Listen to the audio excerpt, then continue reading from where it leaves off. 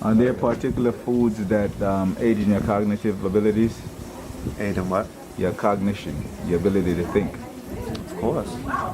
Electrified foods. Foods that are electric. Come, let me show you.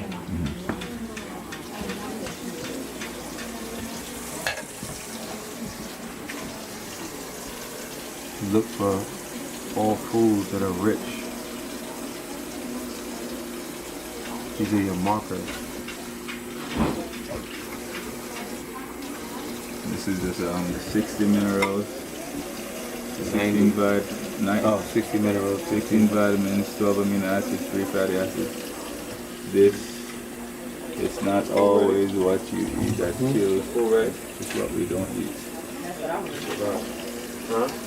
When's it gonna be ready?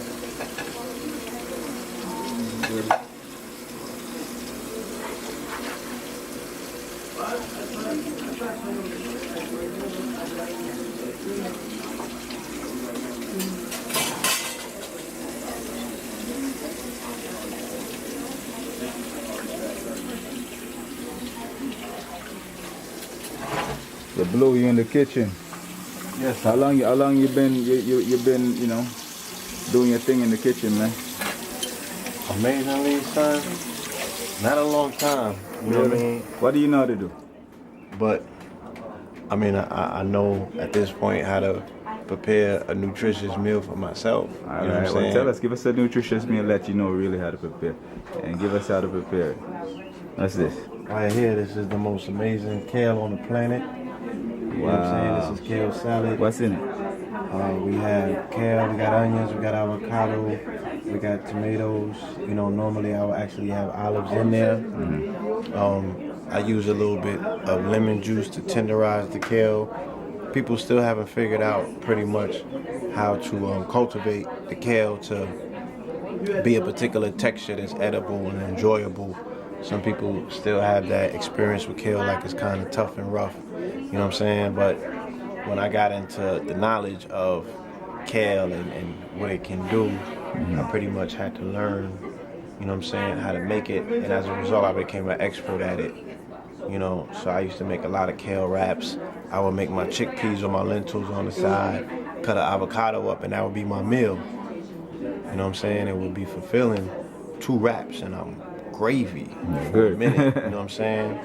So these are essential things that I had to learn during my transitional period of leaving one diet alone and adopting another, and always trying to find, you know, that staple meal that I can always go to say, look, you know, and then, you know, I don't want to lose the weight. I'm working out. I need to make sure that it's nutrient rich, you know, so that, and if I have a tall cup of my sea moss, you know what I mean?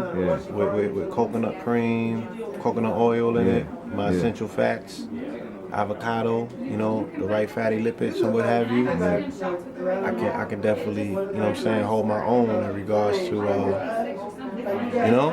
You don't mess with meat at all. No meat at all. Nah. No fish. No. What were you on fish at one point, or? Yes. Yes, fish was my last. Your last bastion. Yeah. It was tough. Yeah, it's my last bastion too, brother. It was tough. And I faltered. I fell. Yeah. You know, I've stumbled many times. Yeah. You know, salmon and snapper. Yeah. You know what I'm saying? I grew up in the Caribbean by way of Flatbush, so. See it there? Yeah, you know, fish was always escovitch and. Yeah, you know, man. Some steamed fish and some steamed fish. And the mother, you ever tried the jerk sub, man? You never had that from Topaz on Utica and Flatlands right there. I've heard many stories, man, but I ain't get to it yet. And I've been in traditional settings where, you know, you turn down Big Mama's fish, and you might get a foot in your ass. You know, you're gonna be in disfavor for the rest of the evening. So, you know, I've had to, you know what I'm saying, make some adjustments necessarily.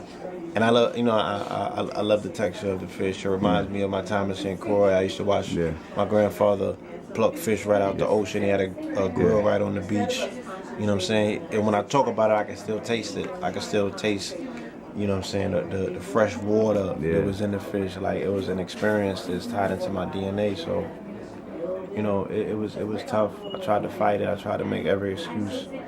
You know what I'm saying? So as far as like, you know, eating and everything, like give us like, you know, what are the main things you need to consume, you know, and what are some examples of where you could get those things, like as a vegan, because like I struggle with that, man. Like, you know, sometimes, you know, throughout the day you get hit with these hunger pangs and you're not around like the veggies and all this stuff, and I mean, what do you do in those situations?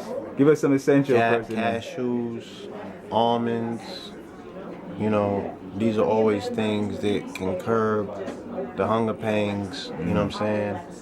Depending on what season that you're in and where your location is, you can always find you some mangoes. You know what I'm saying? But like I said, if you're disciplined enough, you will keep an avocado on you. You know what I'm saying? Or, you know, if time permits, you will have a semi-prepared meal before your trek. Yeah. And, you know, if I make a veggie wrap that is heavy in kale, I cut the avocados up, put the avocados in the middle. Yeah. You know what I'm saying? And I cut that up and wrap it. And I got my veggie wrap with me. You know what I'm saying? Then that's a go-to. But I always know I can find some almonds somewhere. I always know I can find some cashews. You know what I'm saying? If I gotta eat a banana, I'm gonna eat a banana. And this is what stuff that